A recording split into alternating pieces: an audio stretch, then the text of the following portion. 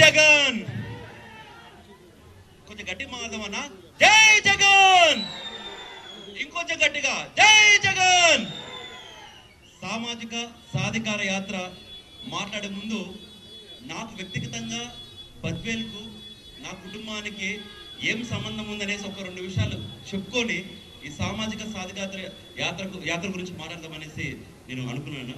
మొట్టమొదటిసారిగా నేను ఎమ్మెల్సీగా ప్రమాణ స్వీకారం చేసిన తర్వాత విజయవాడ నుంచి నా పుట్టిన ఊరికి ప్రొద్దుటూరుకు వచ్చేటప్పుడు నాకు సంబంధించిన బంధువులు కానీ చాలామంది ఈ బద్వేల్ నియోజకవర్గంలో వచ్చేటప్పుడు మన మున్సిపల్ చైర్మన్ అన్నగారే నాకు ప్రోటోకాల్ వెహికల్ పెట్టించి ఇక్కడి నుంచి సాధారణంగా నా ప్రొద్దుటూరు నా పుట్టిన గడ్డకు పంపించిన ఘనత మన బద్వేల్ నియోజకవర్గం అనేసి మనస్ఫూర్తిగా చెప్తున్నానన్న.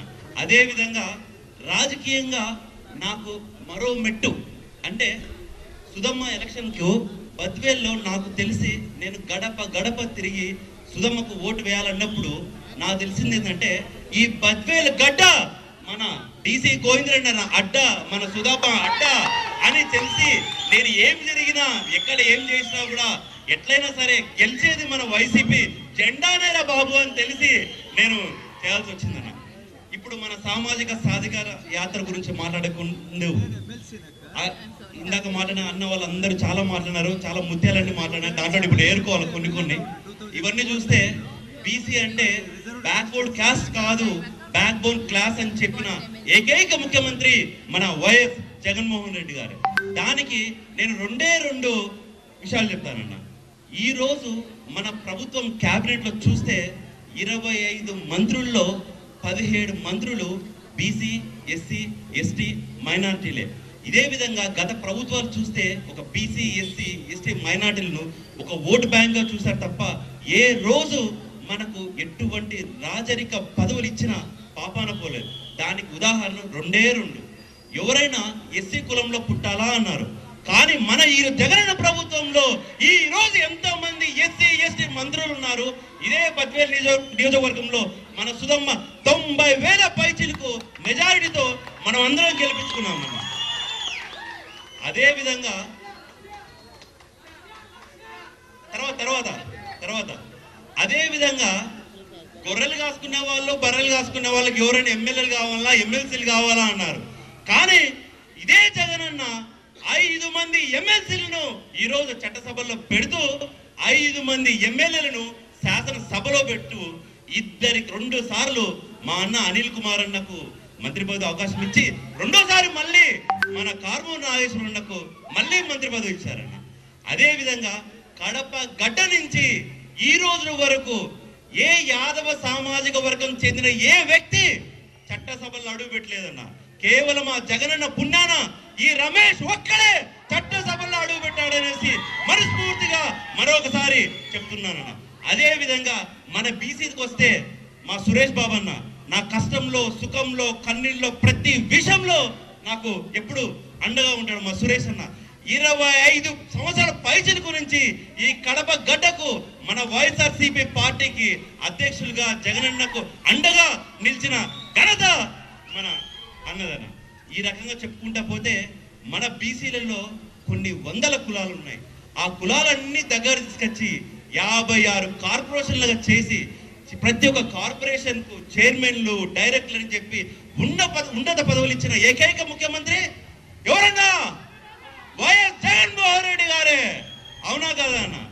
ఇట్లా సాధికార బస్సు యాత్ర గురించి మనం చెప్పుకుంటా పోతే ఎస్సీలకు కానీ, బీసీలకు కానీ, మైనార్టీలకు కానీ ఎవరికైనా చూస్తే చేసిన ఏకైక ప్రభుత్వం మన జగనన్న ప్రభుత్వం. ఇది పక్కన పెడితే సంక్షేమ పథకాల గురించి వస్తే ఏ రోజన్నా ఎప్పుడైనా సరే మన ఇంటికి పొద్దున 6 గంటలకు 1 రూపాయి ఇచ్చిన ఘనత గత ప్రభుత్వాలు ఉందన్నా? లేదు.